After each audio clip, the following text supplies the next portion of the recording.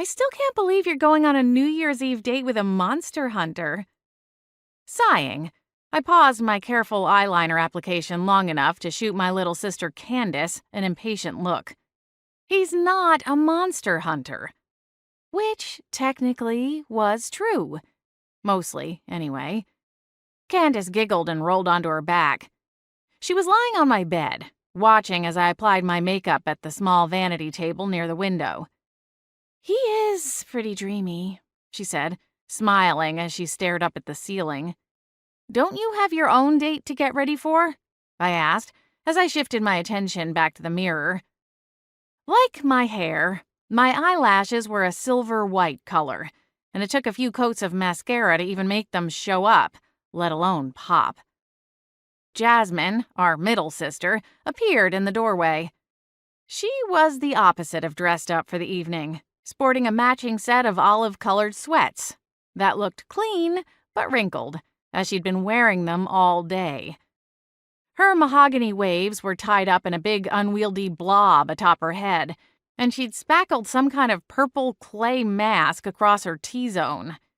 To top it all off, she'd stuck a pair of gel patches to the skin under her hazel eyes. "Well, aren't you a sight?" Candace quipped, dropping her head to one side. Jasmine stuck her tongue out. Candace laughed and rolled off my bed. "Last chance if you want to come with me," she told Jasmine. "Max will be here in less than an hour to pick me up." "Where are you guys going, anyway?" I asked. "His brother rented a house on the other side of the lake and is throwing a huge party," Candace replied. "They've got fireworks and a ton of food for everyone. Max says there's a hot tub, too." Jasmine arched a brow as she met my gaze in the mirror. "And lots of drinking?" she asked. "I'm sure," Candace replied, using a tone that suggested she already knew the lecture she was in for. "I'm not going to be drinking. I mean, at least not a lot or anything." She shrugged.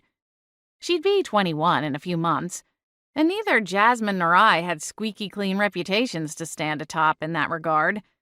I'd probably gone a little crazier than Jasmine, but we lived in a small town, and teenage bonfires and house parties always included someone's older sibling or cousin who could buy booze. Regardless of my own antics, Candace was my baby sister, and it was impossible to ignore my protective instincts.